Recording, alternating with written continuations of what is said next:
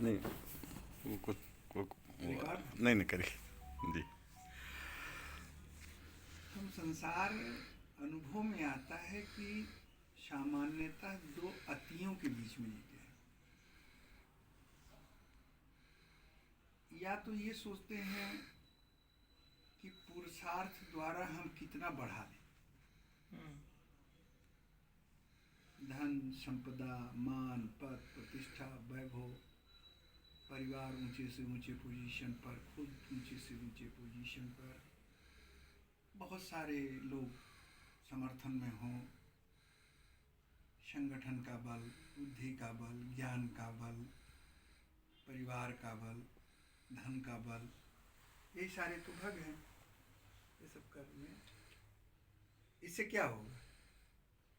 समाज में मान बढ़ेगा।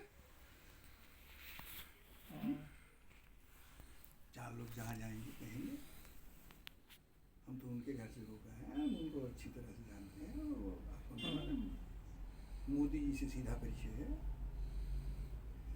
फला जगह पे हैं, तो उसमें बड़े ज्ञानी व्यक्ति है, बहुत गीता पढ़ रखा है, रामचरितमानस पढ़ रखा है, कंठस्थ है, एकदम एक इतना बढ़िया व्याख्या करते हैं, क्या मधुर कंठ है।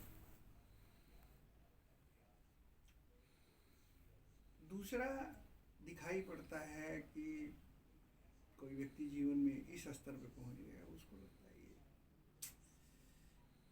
यार पद भी मिल गया, बैंक में ठीक ठाक बैलेंस भी है, बेटा भी अच्छी जगह पे पोस्टिंग पा गया है, अमेरिका में सुंदर पिचई हो गया है, ये बहू भी ठीक मिली है, पत्नी भी ठीक ठाक, अब क्या? अब क्या? इतना बड़ा सब होने के बाद लक्ष्मी निवास मित्र जैसे बड़ा, दुनिया का सबसे बड़ा घर है, बेटी की शादी की है तो सबसे खर्चीला शादी किया, अब क्या? ये जो अब क्या वाली बात है उसको कहता है यार ये, यानी ये सब हासिल करने से वो बात नहीं बनी जो हम चाहते थे। जो संसार पा करके हम चाहते थे वो तो बात बनी नहीं, कुछ रह गया। छोड़ के देखते हैं तो कुछ उसी में से हिम्मत कर लेते हैं और कहते हैं त्याग करके चलो ऋषिकेश, बद्रीनाथ, हरिद्वार, केदारनाथ, यहाँ वहाँ चलो। अब जो पकड़ता है और जो त्यागता है दोनों इसलिए करते हैं, दोनों ने संसार को महत्व दिया। हम दुनिया में ये सब कुछ हासिल इसलिए करना चाहते हैं क्योंकि हमारी बुद्धि की मलिनता में ये बात बैठी हुई है कि ये हो जाएगा तो ये हो जाएगा, और हम त्यागना भी इसीलिए चाहते हैं कि जो कुछ रह गया है अब और संसार इन दोनों को नतमस्तक होता दिखाई भी पड़ता है। जिसके पास सब कुछ है संसार उसको सिर झुकाता है, और या जिसने सबको लात मार दिया है उसको सिर झुकाता है। क्या बात। लेकिन ये दोनों क्रिया है, भोग भी क्रिया है और त्याग भी क्रिया है।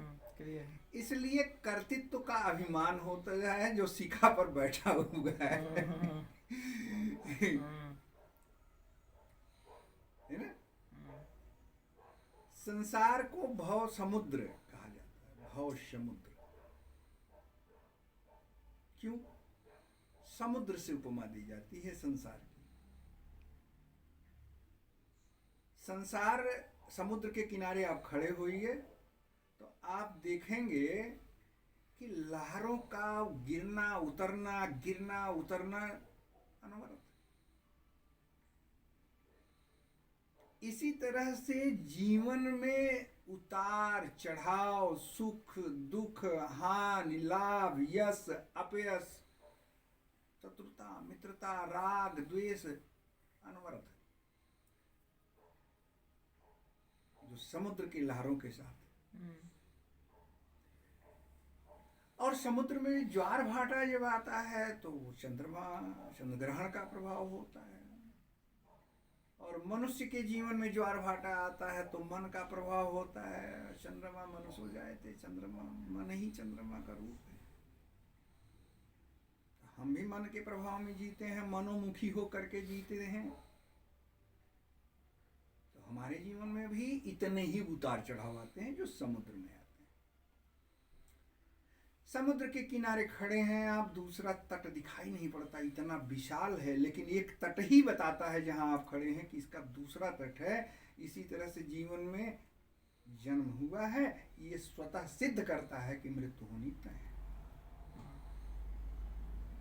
तीसरा, आप खड़े होंगे, जल बड़ा शीतलता प्रदान करता है, आकर्षक लगता है, लगता है कितनी देर तक बैठे इसको निहारते रहें। तरंगे उसको, मन को तरंगायित करती हैं, बुद्धि को तरंगायित करती